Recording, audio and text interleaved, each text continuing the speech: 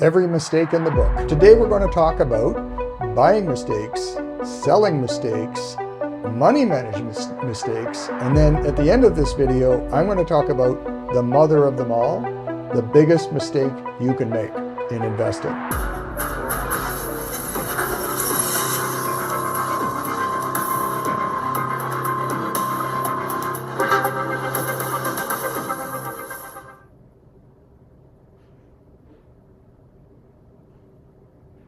Welcome to the Smart Money, Dumb Money Show. I'm your host, as usual, Keith Richards, and I'm a technical analyst and a portfolio manager with ValueTrend Wealth Management.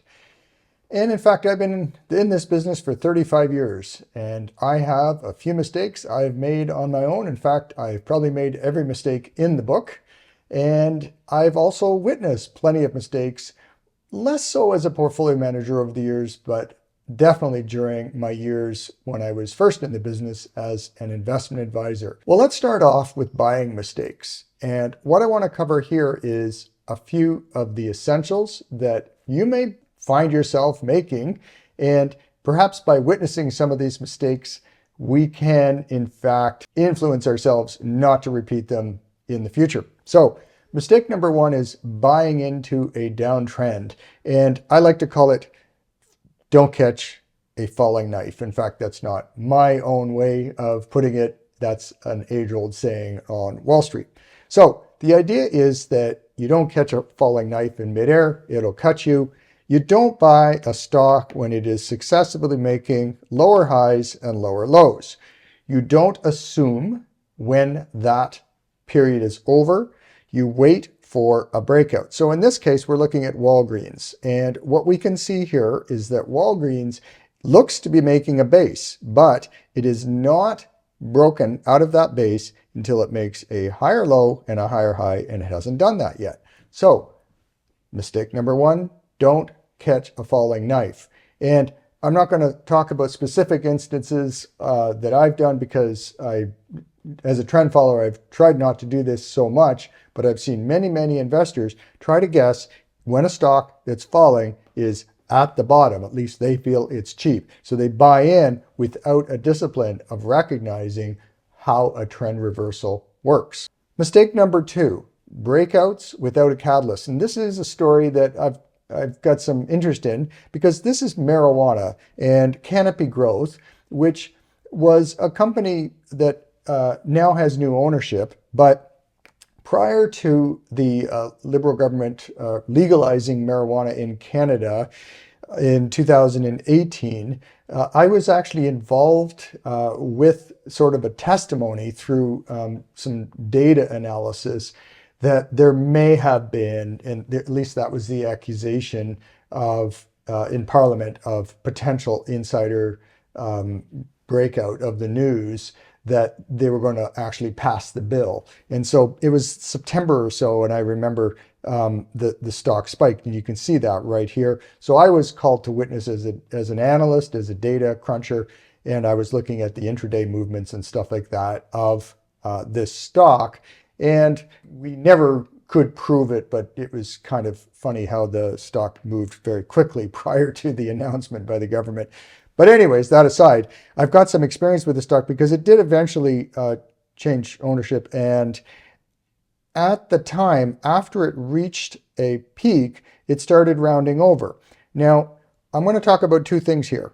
One is that stock, weed, became a falling knife, just like in our last example. But there are sometimes false breakouts. So we look for a base. And if you know how I trade, I like looking for no more lower lows and no more lower highs and a breakout of the neckline. So in this case, we had a breakout on this stock. So you had a low, a higher low, a neckline, and a breakout. All of those are the rules that I use to buy a stock. But one other thing that I sometimes don't talk about in my courses because I'm focusing so much on technical analysis is you need a catalyst, and that is where the fundamentals come in. So the problem with the marijuana business, and not just this stock, but many marijuana companies, is that they were almost operating, and probably still are, almost operating a not-for-profit organization, because they're really not a profitable business. They may be profitable for the retailers that you see almost every block selling you marijuana products in Canada, but the producers themselves have so many regulations, so many restrictions, so many health regulations and that kind of thing, that it's very difficult actually for these guys to make a profit. And you can see that in the stocks, not just Canopy Growth. So this breakout did not have a catalyst. You did not have a company that was making a high profit based on their production.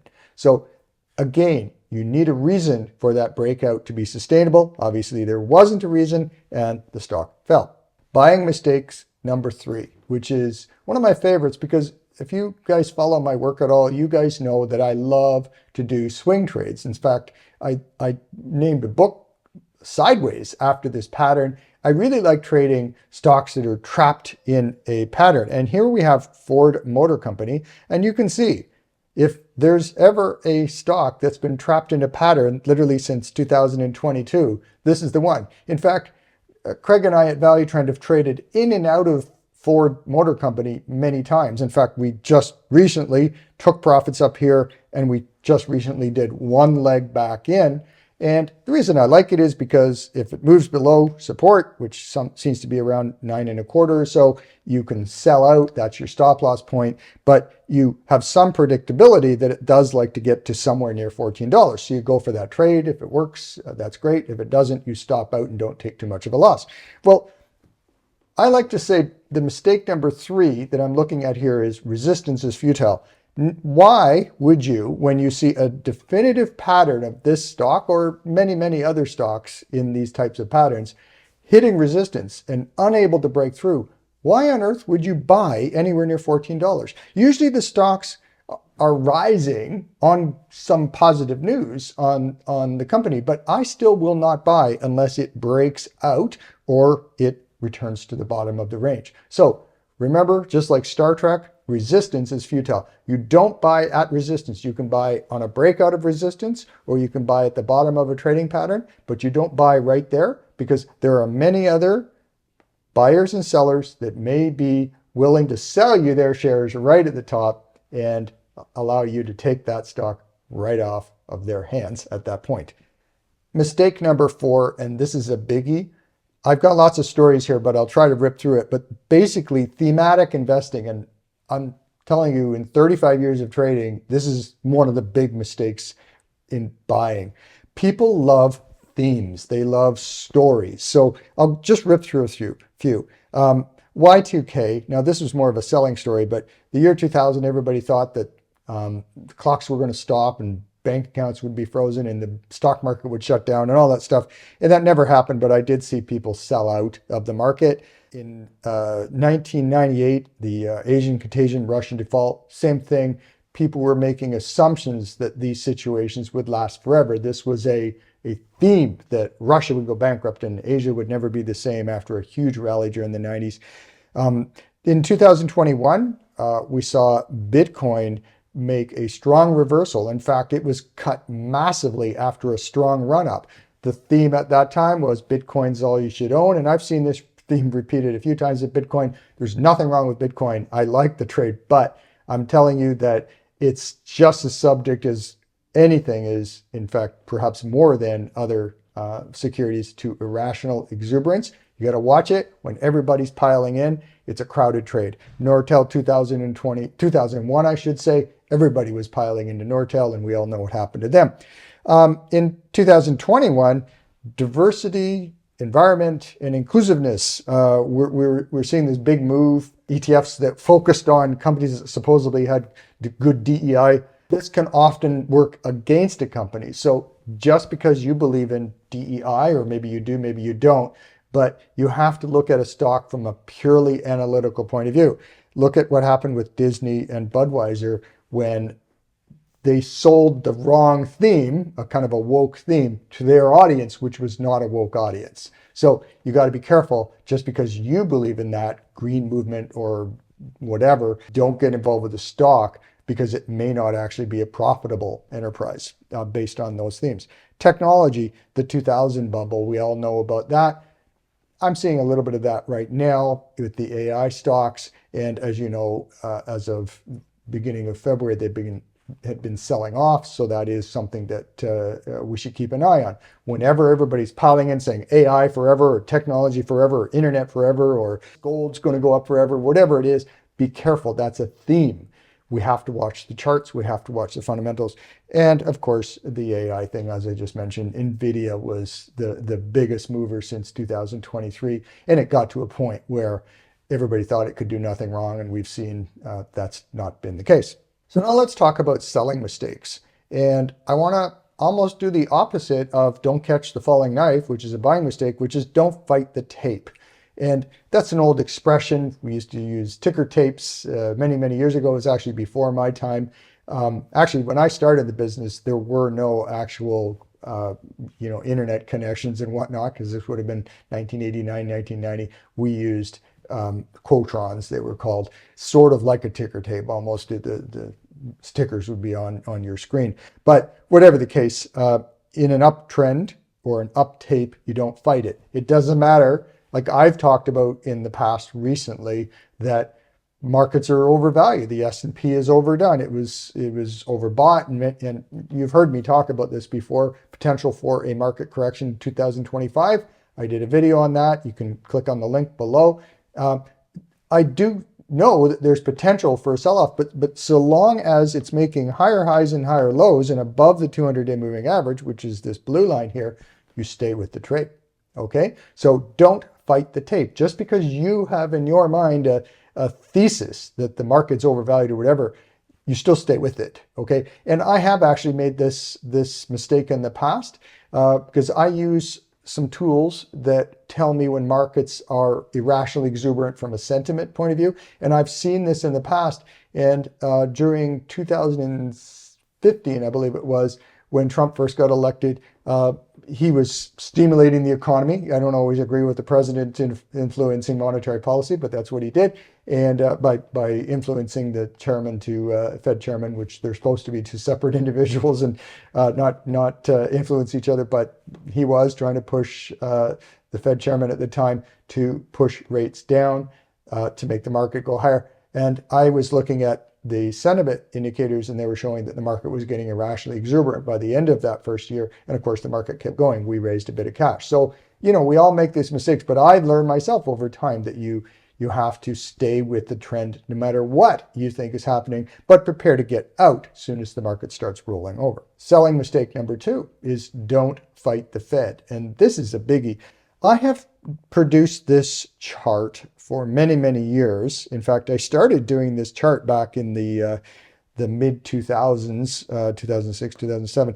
And I started noting that right after the '08 crash, the Fed started stepping in and stimulating through programs called quantitative easing. And if we zoom in here a little bit, you can see there's Q1, quantitative easing number 1. They did so many quantitative easing programs over those late 2000s that we started numbering them. So there was Q1, Q2. What happened was interesting. After a quantitative easing program began, and this was to get us out of the subprime mortgage crisis at first, the market would take off. When it ended, the market would pull back. Its next one would start, the market would go up. Then that one would end, the market would go down. Then they did something called Operation Twist. And I won't explain all this stuff. You can Google them.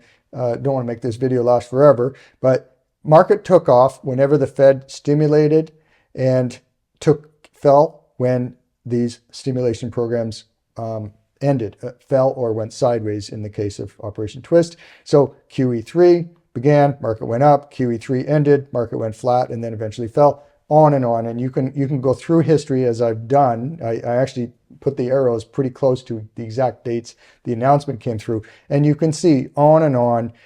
There's the Trump bump that I got a little bit caught in.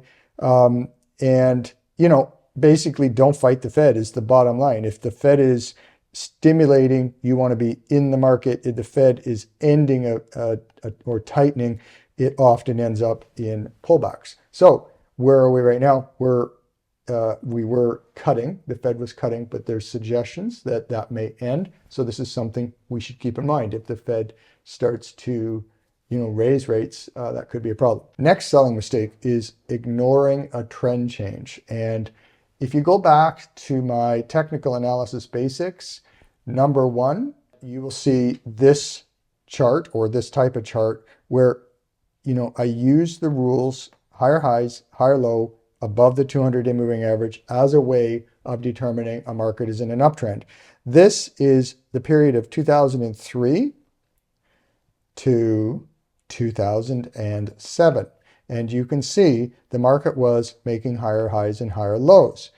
Now, what happened was, if we zoom in a little bit here, is that after making a higher high and a similar low, a flat low, that's called a consolidation, then the market started to break down. It pulled back and made a lower low. So there's the last low, there's next low, and it rallied to a point of making a lower high.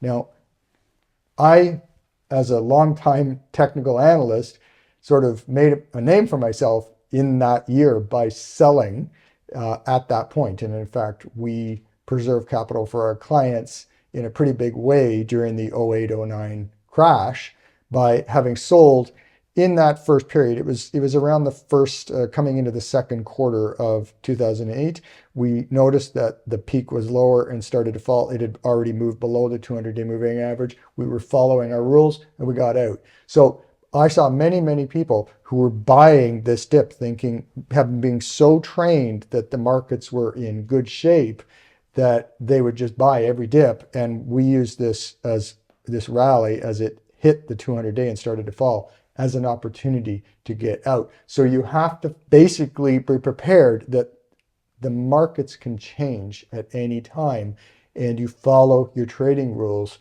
when that happens.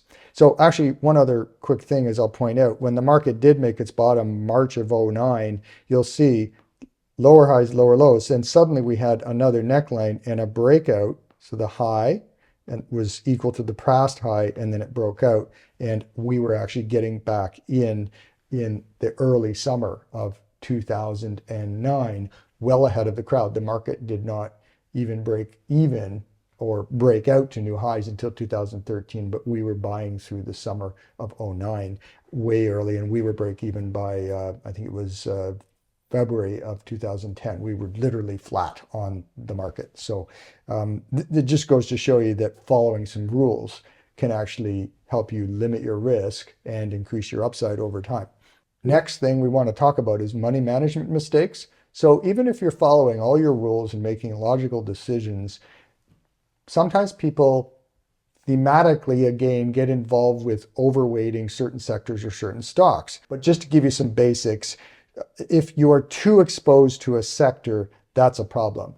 You may really like gold. For example, ValueTrend really likes gold right now. It's February of 2025. We like gold. We've been in gold for more than 6 months. Actually, I think it's probably been over a year that we've been buying gold, and we're up to about 15% in gold alone. We've got other precious metals like silver. So we're very in love with the sector, but we don't want too much exposure, so we limit it by having rules as to how much in any given sector we will hold. I want to suggest that you figure out for yourself, because I can't tell you what your maximum exposure to a sector is, but I will tell you that if you don't have these rules written down, you could overshoot. Now, too much exposure to a stock. I'm going back to my early years again. In 99, everybody had to own Nortel. And lately, everybody had to own Nvidia. If you own that stock or Nortel or Nvidia or whatever, there's nothing wrong with that. But if you have 20% of your portfolio or something like that in one stock, boy, are you ever exposed. So that's one of the things you want to avoid. And I'm going to just cover a few other points, which is too much exposure to the market. So if we look back at that 2008, 2009 market picture I was showing you a minute ago, you have to learn to leg out if the market is clearly moving into a bear trend. Why would you hold on and wait 2 years and lose 50% of your money as you did in 08, 09? Or why would you even hold through the 2022 bear market? So again, that was a 25% loss. So you want to limit your risk by having a system to get you out, and you want to hold cash. So too much exposure when the market is falling is not a good thing. Now, I always say you can't predict everything. You can definitely follow trends. So I don't go entirely out of the market. At ValueTrend, we have cash rules. So you should have cash rules too. What's your first leg out? How much are you going to hold in cash if you notice the 200-day moving average is broken and you see a lower low?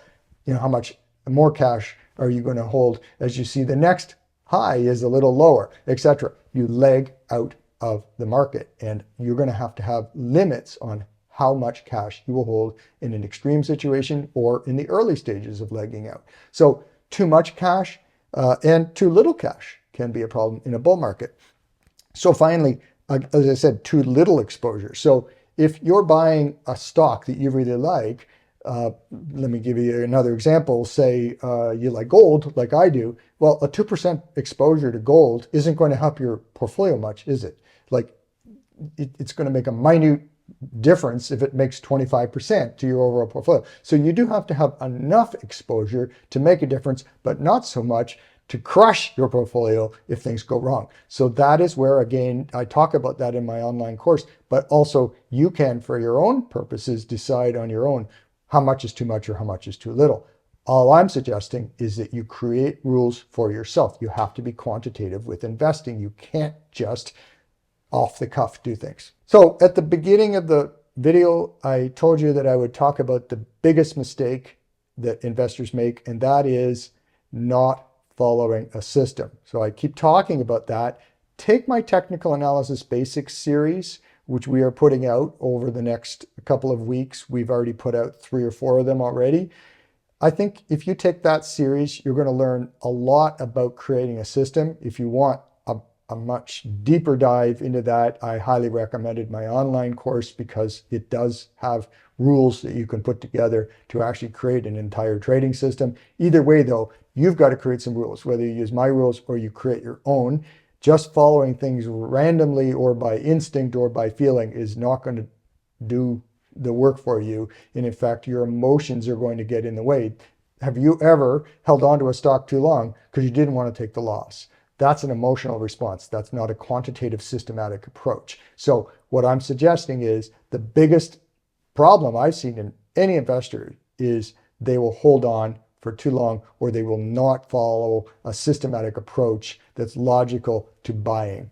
You got to buy right, you got to sell right, and you got to manage your positions correctly. A system will save you from yourself. This is a saying that I made up about 15, 20 years ago. And I used to put it on my wall for my own purposes, but now I teach it through these videos in my online course that you must have a system, and a system will save you for yourself. Thanks for watching. We'll see you next time.